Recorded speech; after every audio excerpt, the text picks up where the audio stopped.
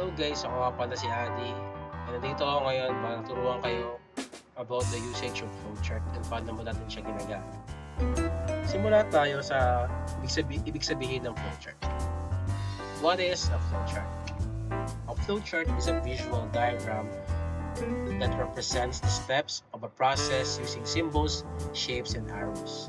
It shows how a task flows from one step to the next, making complex procedures easier to understand at a glance. So basically guys, yung flowchart is ginagamit natin para mapadali yung pag-explain kumpara sa algorithm na mas mahaba, and yung flowchart is mas madaling basahin at mas pinaikli. Ayan. So dako naman tayo sa shapes and symbols ng flowchart. Simula tayo sa start or end oval. Ito yung pinakauna makikita natin sa flowchart. Yung purpose nito shows where a process begins or ends. Yung gamit niya, every flowchart must start and end with this symbol. Example, start, end, or exit. So, madaling salita, hindi kompleto or hindi magiging flowchart yan kapag wala itong start and end. Kumbaga, ito yung open and close na ginagamit natin sa flowchart. Next, process or rectangle shape. Action or instruction. Purpose, represent a task, operation, or step in the process. Use for actions like calculate, all that. So guys, itong process or rectangle shape, ginagamit lang natin ito kapag may process na tayong kailangan ipakita sa flowchart na nanggaling sa algorithm na ginawa natin. Ganun siya kadali. Next, ito naman yung decision or diamond symbol. Yes or no, or true, false choice. Yung purpose niya shows a branching point where the flow splits based on a condition. Used for questions like, is the password correct or is water boiling? Output. Usually 2 arrows, yes and no. Ayan. So ginagamit na natin itong decision guys or yung diamond symbol kapag may kailangan na tayong pagpilian or may choice tayo na like ito. Or may tanong doon sa algorithm na ginawa natin. Basta ginagamit natin to kapag may decision making tayong gagawin sa flowchart based sa algorithm. Next, input or output or parallelogram shape. Data in or out. Purpose, indicates data entry or data display. Use, enter name, display result, or read file. So, ang laging keyword lang natin dito guys, sa input, ginagamit natin siya yung parallelogram.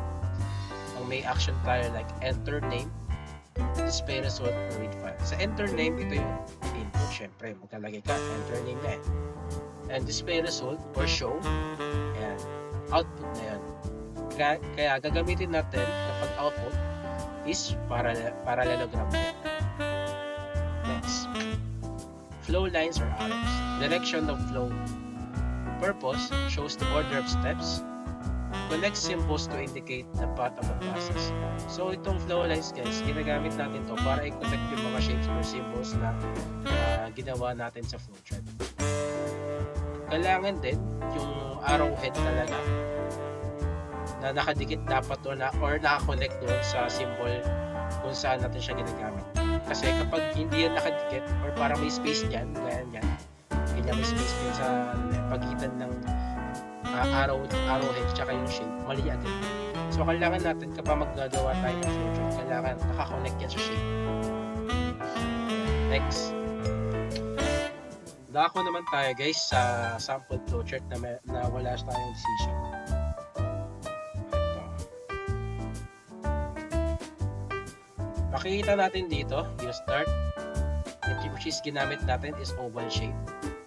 Ito kasing flowchart na to is mag-compute tayo ng average ng tatlong subject which is math, English, and science. So ginamit natin itong input na shape which is yung parallelogram since naglagay tayo ng mga data itong tatlong subject na yan. So itong process na kinompute natin yung average 80 plus 90 plus 87 divided by 3. Ayan. Process siya, kaya rectangle ang ginamit natin. Ito naman, parallelogram para ginamit natin kasi output na yung shinom niya. Ito ito na yung sagot sa ginawa nating computation sa subject, which is 85.66. Ito nga naman, end na yung flowchart natin.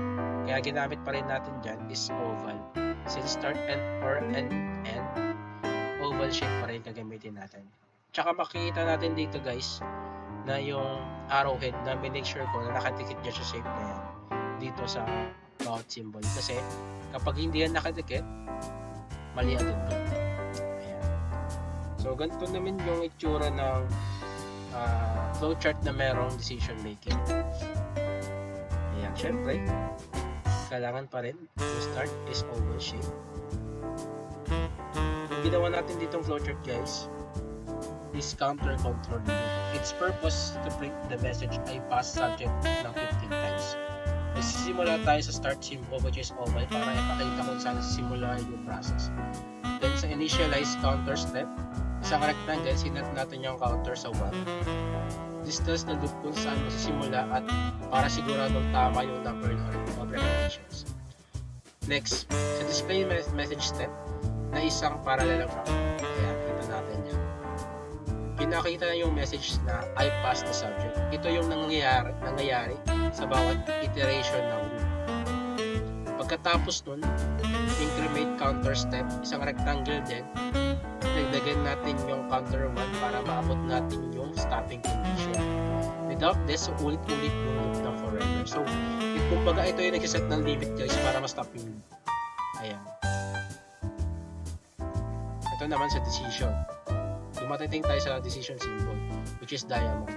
Dito, chine-check kung counter is greater than or less than 15.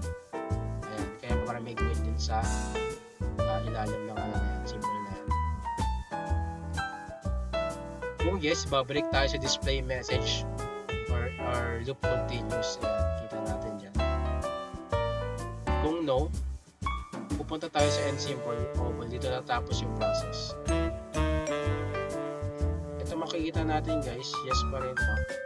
Kung tapos na yung counting, okay na, end na natin. Kung hindi pa na-meet yung 15 times na kailangan natin i-print yung I pass the subject, babalik tayo sa display I pass the subject. Ganun siya nag-work guys. Ayun, sa conclusion natin guys, yung flowchart give us a simple and visual way to understand how a process works. By using standard shapes and symbols, they help us organize steps clearly, spot errors early, and communicate ideas more effectively, whether for planning, problem solving, or explaining a system.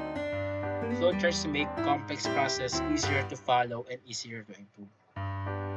So guys, ang natutunan natin sa flowchart is yung purpose talaga nito para makita natin kung meron bang mali dun sa program. Makikita agad natin siya at maayos natin kung meron man tayo kailangan ayusin. And yung flowchart is napakahalaga talaga para makita rin natin kung paano yung flow ng program na ginawa natin. Ayun lang. Sabi guys, marami kayong natutunan sa akin. Maraming salamat sa pakikinig. Bye-bye. Peace out. Salamat.